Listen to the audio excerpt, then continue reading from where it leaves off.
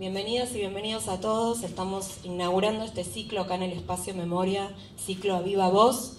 Va a ser un ciclo de encuentros. Este es nuestro primer encuentro con estas tres invitadas que les queremos agradecer un montón que se hayan acercado hasta este lugar y poder hacer este ciclo que va a consistir en invitar a diferentes personalidades para que puedan charlar y debatir con el público, porque esto se está transmitiendo en vivo desde las redes sociales, y puedan interactuar y preguntar sobre temas que tienen que ver con nuestro pasado reciente y las problemáticas actuales.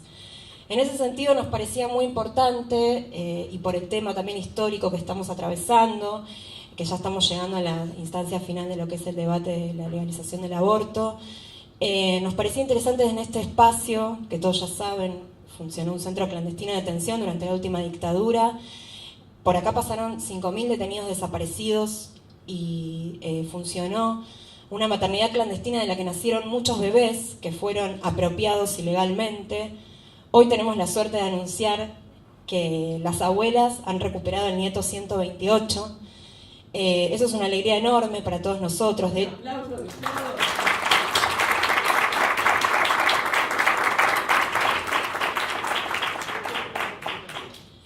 De hecho, hoy estamos en la Casa por la Identidad de las Abuelas. Acá se hacen un montón de actividades que cuentan la lucha de las abuelas y promueven lo que es la recuperación de los nietos que todavía quedan encontrar.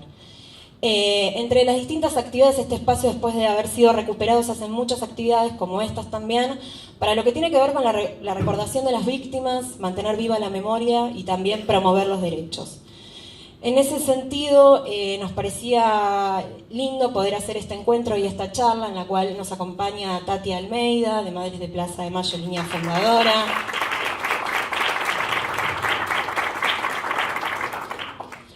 Julia Mengolini, periodista.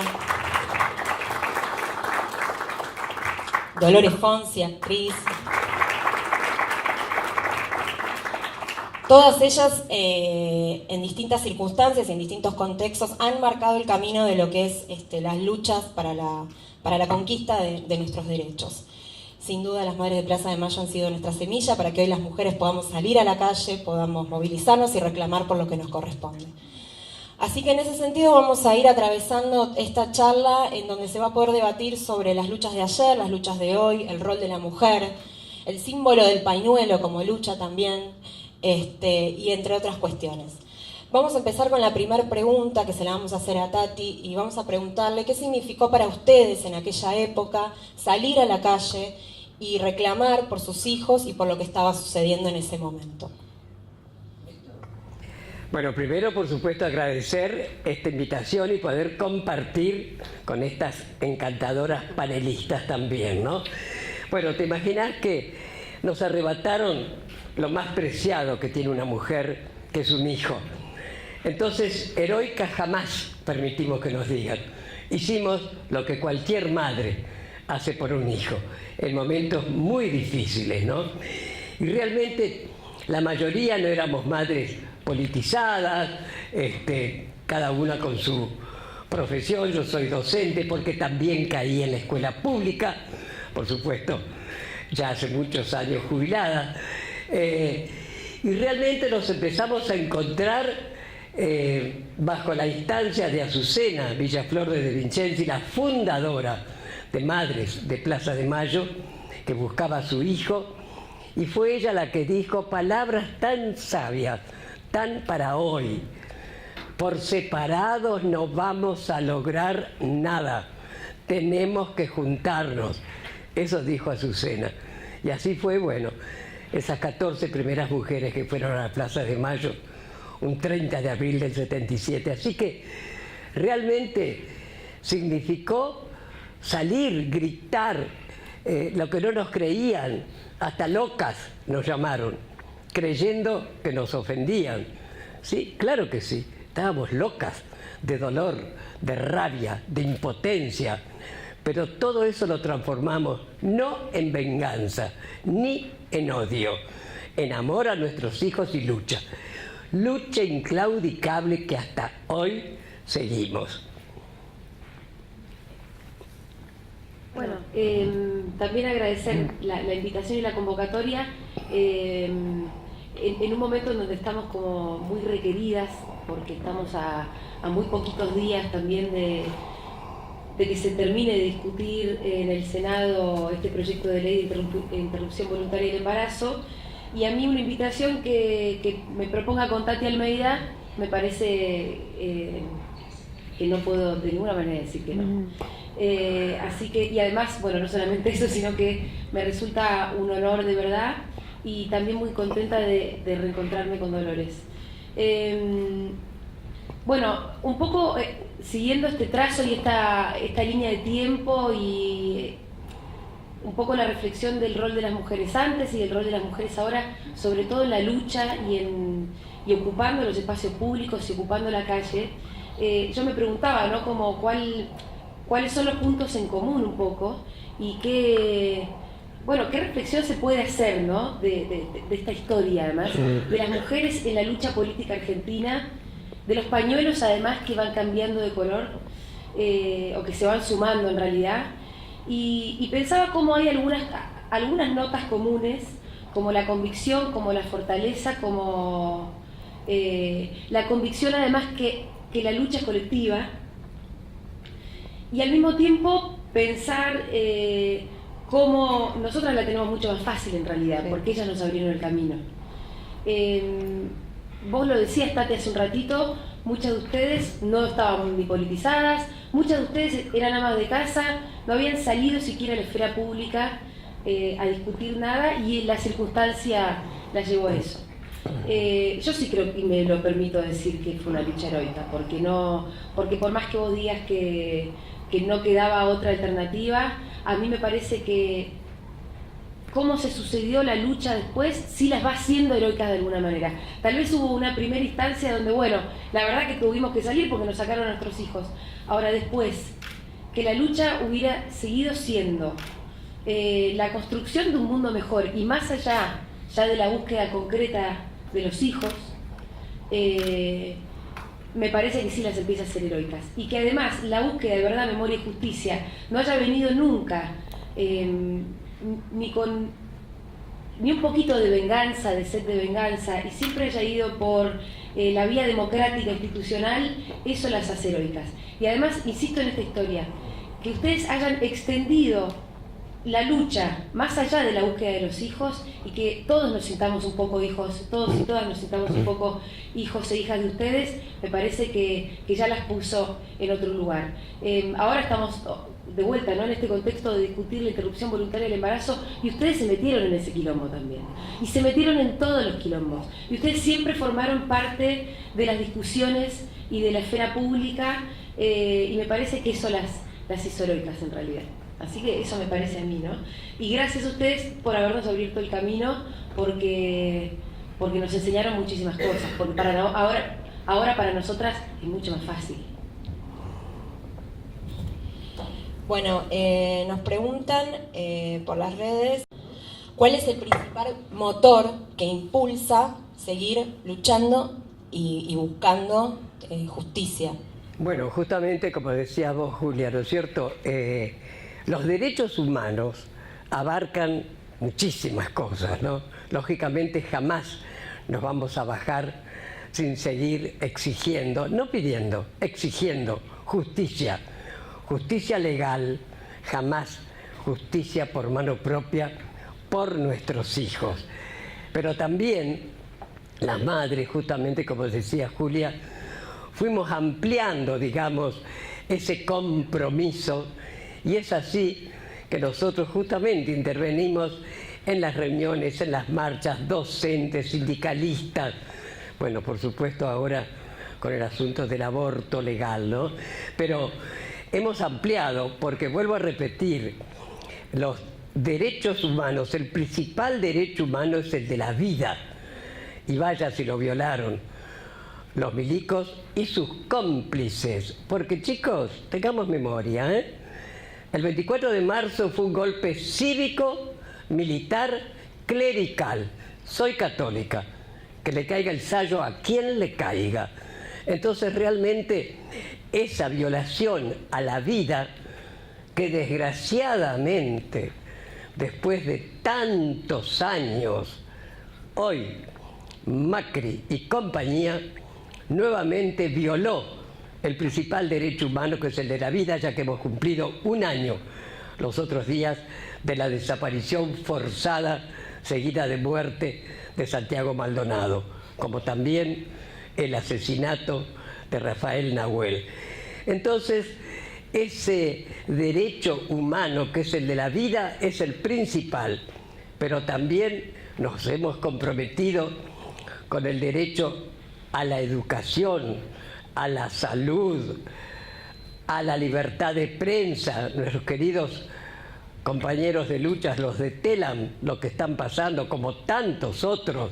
Entonces, efectivamente, la lucha de las madres, y yo siempre lo digo con un poco de humor, que realmente, mientras hablemos de corrido, ahí vamos a seguir siempre presentes, las locas.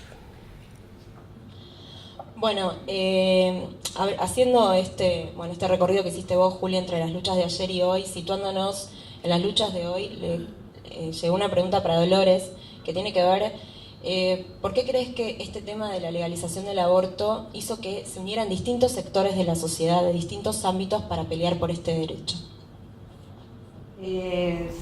Creo que sí, que una de las cosas emocionantes con respecto a este momento histórico es que es transversal a cualquier generación, partido político, ideología. Bueno, partido político, ideología, es un derecho a la libertad, es un derecho de las mujeres. Estamos ya cansadas de que los opresores sean los opresores de siempre. Recién Tati habla del Estado y de la Iglesia. La Iglesia es la que sigue todavía hoy ejerciendo un poder enorme con respecto a la opresión de derechos. Y nos une sobre todo porque se abre la puerta al debate en diputados, y esa puerta se abre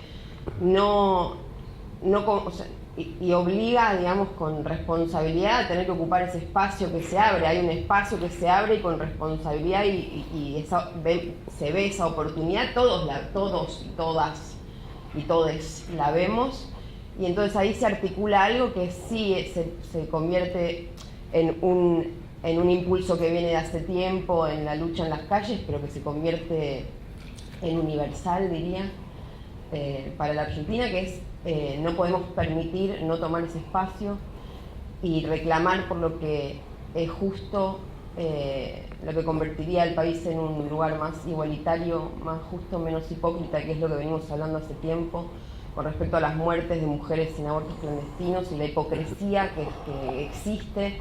Sabemos perfectamente que los antiderechos no tienen argumentación alguna. El otro día se firmó un dictamen,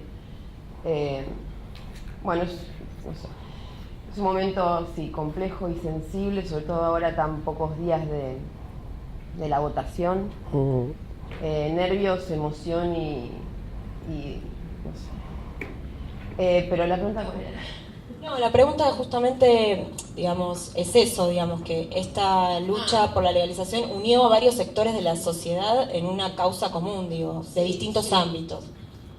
¿Por qué crees que se da eso, digamos, no? Creo que hablando desde actrices, lo que puedo decir es que teniendo el espacio popular ganado de alguna manera no importa por qué, o sea, bueno, claro, porque es un grupo de actrices enorme donde hay un montón de actrices populares, otras no. La fuerza de las que no son tan populares son las que en general militan, muchas tienen experiencia militando en partidos, en agrupaciones, y son las que traen la experiencia de la organización. Eso se suma a la popularidad de las actrices con popularidad, y esa potencia nos da un espacio que tomamos con responsabilidad y que nos damos cuenta que tiene un efecto en corto lapso de gran expansión, digamos. Y ya cuando eso empieza a pasar, claro, todas nos empezamos a poner, tomamos conciencia de ese espacio con responsabilidad, y eso que vamos adquiriendo como interés en la prensa o en la gente, o de repente yo salgo no importa, voy caminando por la calle y me encuentro con una chica que está de paso, me viene de Neuquén, y me dice, gracias a que vi a Nancy Duplá, que es un referente de ella en la televisión, me di cuenta y que la ley de aborto y que los derechos de la mujer, y empieza a pasar una cosa que que al convertirse en o sea, al llevarlo nosotros como bandera, se convierte en algo mucho más accesible e identificable, y las personas empiezan a preguntarse por qué estamos todas metidas en esto, y claramente hay una respuesta que es el derecho a la libertad y basta de muertes. A mí me parece que lo interesante que agregaron las actrices es la visibilización del conflicto, y además haberle quitado un poquito el tabú también, porque cuando muchas visibles y muy queridas por mucha gente se hacen cargo de este reclamo, me parece que lo primero que sucede es que, bueno, habrá mucha gente que habrá llegado a la muy simple conclusión de que, bueno, no es tan grave, Claro. Sí. no me van a estigmatizar. Y me parece que pase lo que pase en el Senado, ya me parece que ganamos la despenalización social seguro, ¿no? Sí. Porque la desestigmatización es uno de los saldos positivos que dejó esta lucha. Y me parece que además se galvanizó un movimiento político, que es el movimiento feminista, Sí. y eso ya va a ser imparable.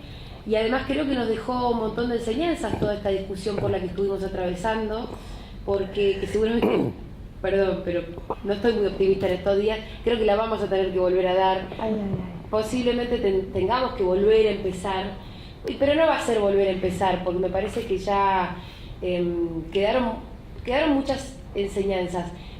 A mí me emociona mucho, por ejemplo, también de ver a las actrices, y un poquito también volviendo a lo que fue la lucha de las madres, que es cuando uno empieza a hacer política y empieza a militar, empieza a darse cuenta de la responsabilidad y el compromiso que uno adquiere, y de que además parte de la responsabilidad es asumir un pensamiento estratégico.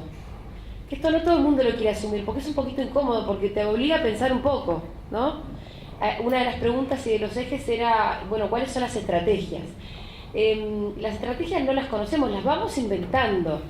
Ahora, en realidad la posibilidad de ir inventando estrategias tiene que ver con la responsabilidad de asumirse como movimiento político, de que cualquier movimiento político tiene unos ciertos objetivos, más de largo plazo, más de corto plazo. Quiero decir, largo plazo, hacer caer al patriarcado; corto plazo, sancionar la ley para la interrupción voluntaria del embarazo, pero que además los argumentos que tenemos que ir encontrando y se van a tener que ir adecuando a nuestro interlocutor, se van a tener que ir adecuando a cada momento. Hay que ir entendiendo cuál es la oportunidad, entender cuál es la fisura, ¿no? Yo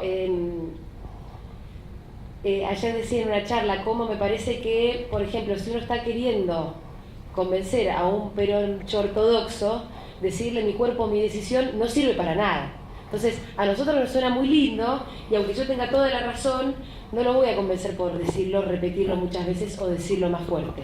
Yo tengo que darme cuenta que en realidad con ese interlocutor el argumento que más vale es decirle, mirá, esto sucede, es el pragmático. Las mujeres siguen abortando, y lo que tengo que hacer es... las mujeres siguen abortando, y las que además corren riesgo y ponen su vida en peligro son las mujeres pobres, ¿no? Entonces me parece que es una cosa muy hermosa también ver cómo una persona cualquiera se va convirtiendo en militante. Como una persona cualquiera va adquiriendo un compromiso y además empieza a pensar en términos estratégicos.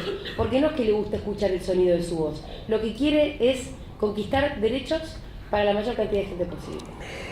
Bueno, justamente con respecto a esta decisión, ¿no es cierto?, de apoyar sí o no la legalización del aborto, yo les soy sincera, a mí me costó. No se olviden que tenemos mucha juventud acumulada. Yo he cumplido 88 años los otros días, y nos ha tocado, honestamente, estoy hablando las madres como mujeres, ¿no es cierto?, tantos cambios, aceptar tantas cosas, cambios que han habido en todo tipo, en todo sentido, ¿no?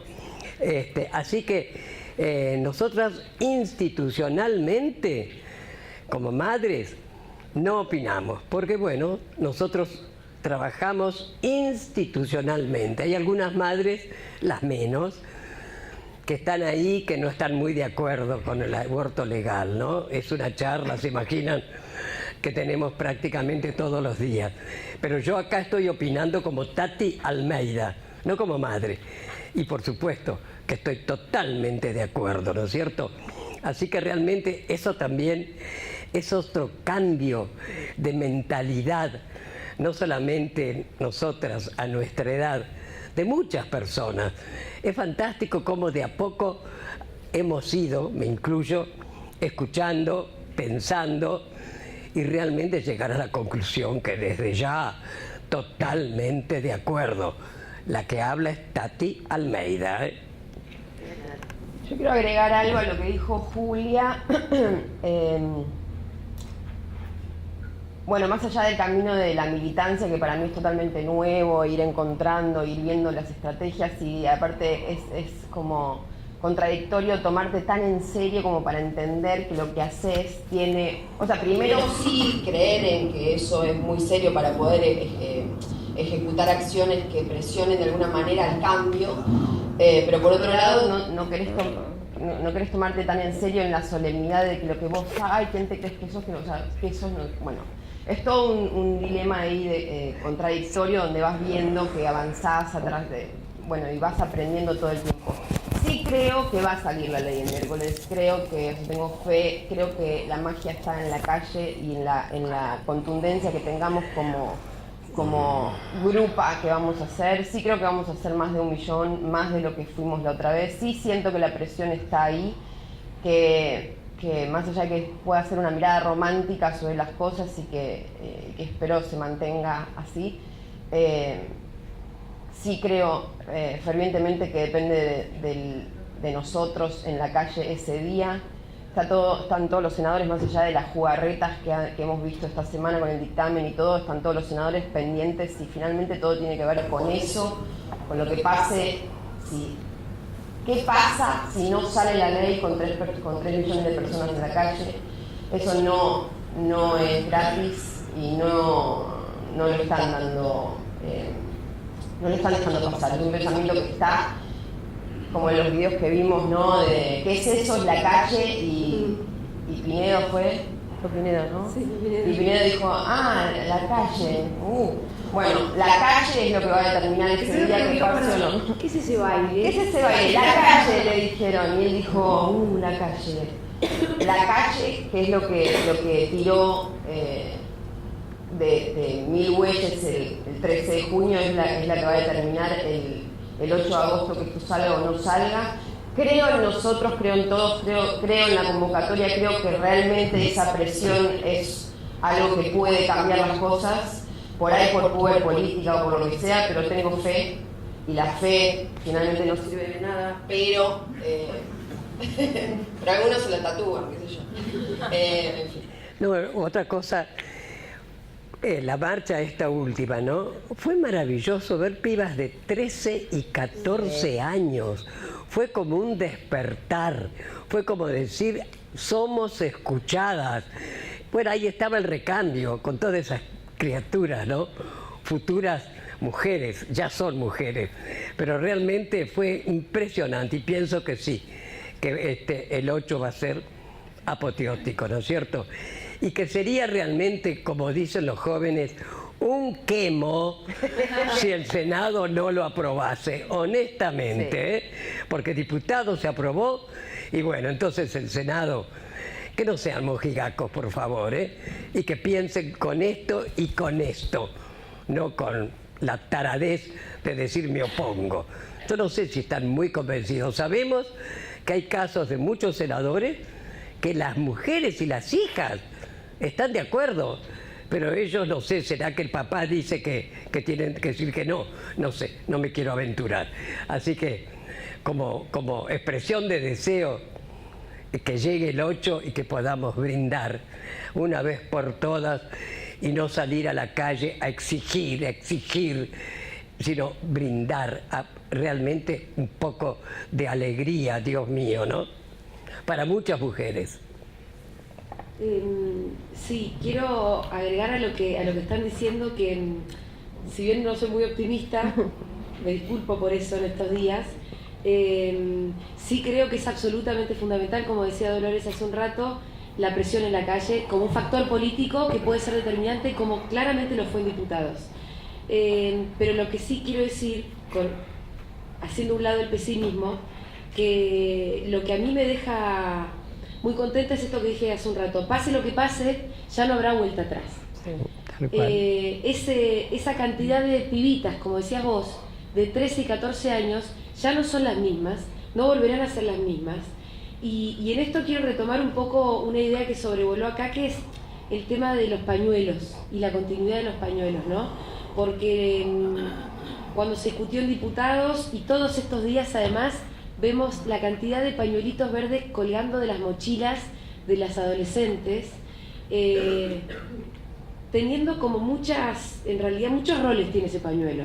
Por un lado, la visibilización de una lucha, y por el otro lado también me parece que es, de alguna manera, identificarse con otras. Es como para mirarse en la calle y saber con cuáles otras tenés algo en común, para así darnos cuenta que en realidad somos un colectivo.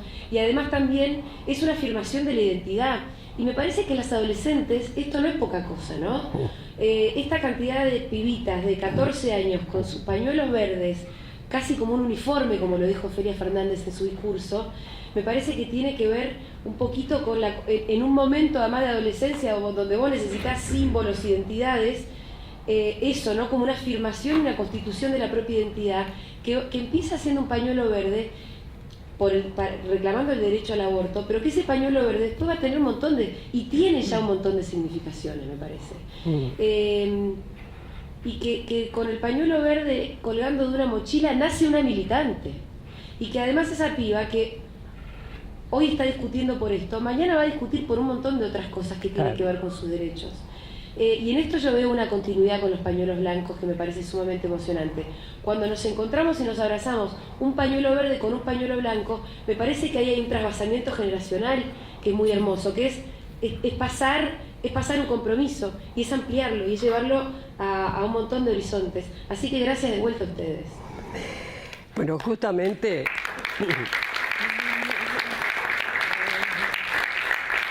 Lo importante de todo esto, chicos, que no solamente son las mujeres las que llevan el pañuelo verde. En cuanto a los actores, es muy importante ver también al hombre cómo apoya. Lo hemos visto, lo hemos escuchado, incluso actores, ¿no es cierto? O varones, digamos. Y lo mismo ha pasado con la marcha, viste que había muchos muchachos jóvenes. Bueno, justamente eso es militancia. No hay que tenerle miedo a la palabra militancia. Militancia es compromiso, compañerismo, compartir, ocuparse del otro. Y en este caso es lo que se está demostrando, ¿no? Bueno, si les parece, pasar algunas preguntas que nos han dejado en las redes para ustedes. Nos han preguntado mucho sobre el lenguaje inclusivo. ¿Qué opinaban ustedes sobre este cambio de lenguaje que se está dando ahora en relación a esta E que estamos incluyendo en nuestros discursos? Yo puedo arrancar si quieren. Yo soy un poquito antipática con esto. No soy fanática. Me parece que está bien ir deconstruyendo el lenguaje castellano, que evidentemente es muy machista y no es una idea nuestra, porque además, sobre todo, cuando vos lo pones en comparación con otros idiomas tienen el neutro. El inglés. El inglés, por ejemplo, no tiene género. No. Y otros tienen la E, o sea, tienen algo parecido a la E, porque tienen para mujer, para varón, y tienen para lo que no es ninguna de las dos cosas. Lo que da cuenta de que no es un invento nuestro, de que el lenguaje castellano realmente es machista y que no está para nada mal ir deconstruyéndolo. Ahora, lo que yo creo que tenemos que tener muchísimo cuidado con ponernos policías con esto.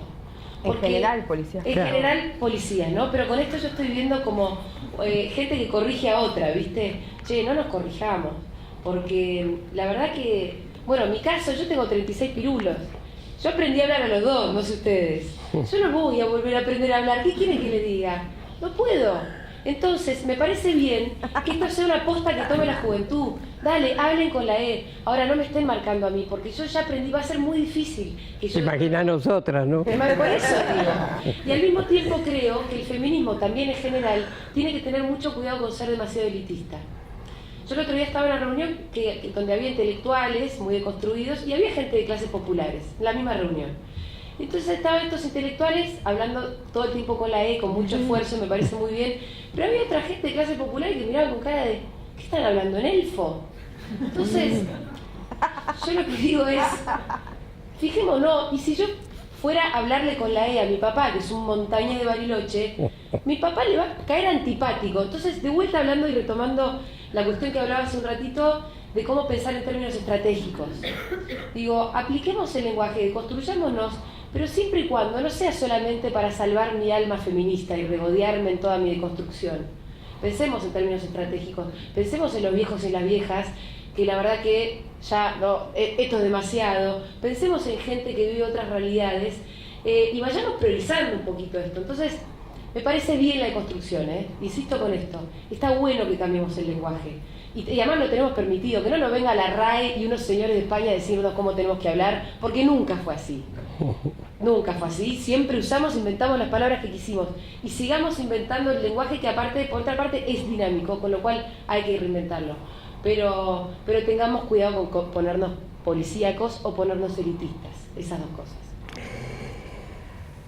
Bueno, a nosotras, la mayoría nos van a perdonar, ¿no es cierto? A mí yo me hago un despiole ahí con la arroba, no, yo hago guión, por ejemplo, las, os, guión, os, las, los.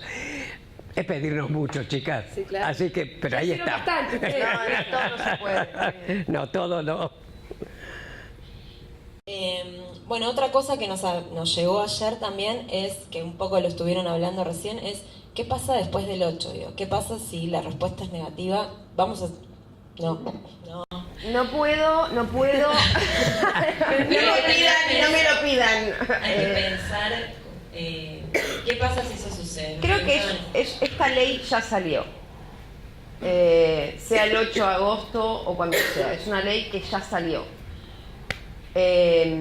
Lo creo realmente, o sea, más temprano que tarde, más tarde que temprano. Es una ley que ya está recontra, bueno, esto que decía Julia antes, está despenalizada socialmente, ya dejó de ser tabú, se habla en las mesas, se habla con mi abuela, mis primos ante todo pueden charlar sobre el tema, es un tema familiar, o sea, se convirtió en un debate familiar interesante, de mucho aprendizaje para todo el mundo, en contra, a favor y lo que sea. Esto ya sucede, no hay vuelta atrás, nadie es... yo no soy la misma que cuando empezó este debate o cuando empezó este debate concreto, abierto en diputados y con esta posibilidad, y creo que nadie ya es quien era. Ya es una victoria. Después va a salir el 8. Si no sale, Julia tiene unas estrategias que nos va a pasar. No, quiero por un lado esto, un poco lo decíamos, pero para repasar, que hay un movimiento feminista que, bueno, existe hace muchísimos años en Argentina, desde el Ni Una Menos que se masificó, sí. Pero ya con esta discusión se terminó de fortalecer muchísimo. En ese sentido creo que no hay vuelta atrás. Retomo la idea de la despenalización social, ya no es un tabú y ya nadie nos podrá decir levantar el dedo. Pero además yo creo que también hasta podríamos avanzar en una suerte de legalización social. Porque al quitar el tabú, ¿quién te dice que se pueda, que por lo menos bajar el precio, por lo menos bajar los riesgos, ¿no? Como que haya más médicos, más centros que se empiecen a animar de alguna manera a practicar abortos.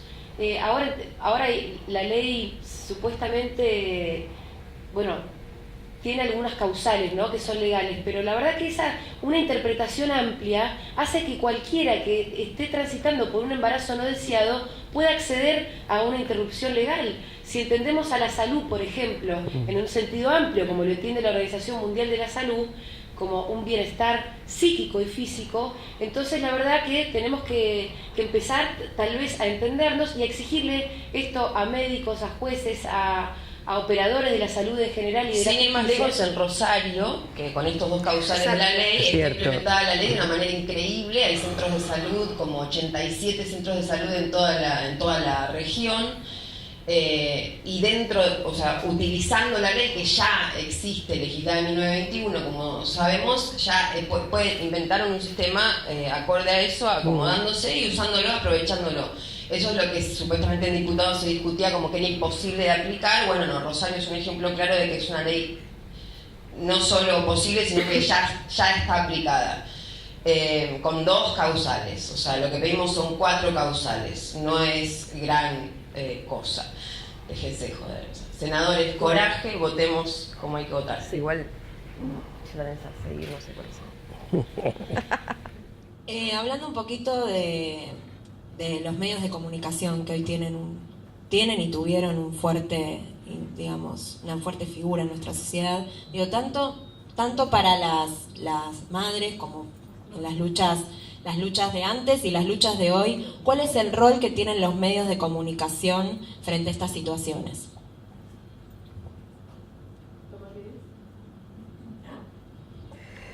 Bueno, en general, los medios de comunicación, ni hablemos, en la época de la dictadura, realmente no pasaba nada prácticamente, ¿no?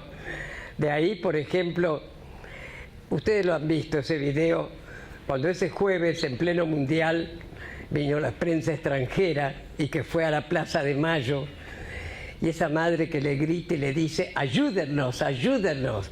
Bueno, realmente la prensa extranjera fue la que difundió. Acá era un desastre. No en balde tenemos 100 y pico de periodistas detenidos, desaparecidos, justamente por decir la verdad, ¿no? Así que, con respecto a hoy, ni hablemos lo que son los medios de comunicación. Gracias a Dios, estas radios alternativas, por supuesto C5N, la 750, la 10, cuando está Gustavo, después deplorable. En fin, realmente, y con respecto a esta de la ley del aborto legal, realmente la difusión no es mucha que digamos, y no hay una postura de decir realmente, de explicar lo que significa que se apruebe esa ley. Entonces los medios de comunicación, deplorable. No sé si puedo agregar algo con más conocimiento. No, sí, yo sobre eso creo, bueno, claramente, como decías vos, los medios de comunicación en dictadura, el rol de cómplices de la dictadura militar que jugaron. Ahora, si lo llevamos al presente, son cómplices de el brutal ajuste que está llevando adelante este gobierno de CEOs. Y sobre la discusión del aborto en concreto, me parece que no han tomado una posición clara, no, porque no afecta a sus intereses empresariales. Por eso es que no tienen una posición clara, porque al fin los medios de comunicación, lejos de ser comunicadores, son, desde hace, no siempre fueron así, pero son empresas que tienen un solo objetivo, que es hacer guita. Sí, no hay debate profundo sobre el tema, no hay debate profundo que pueda...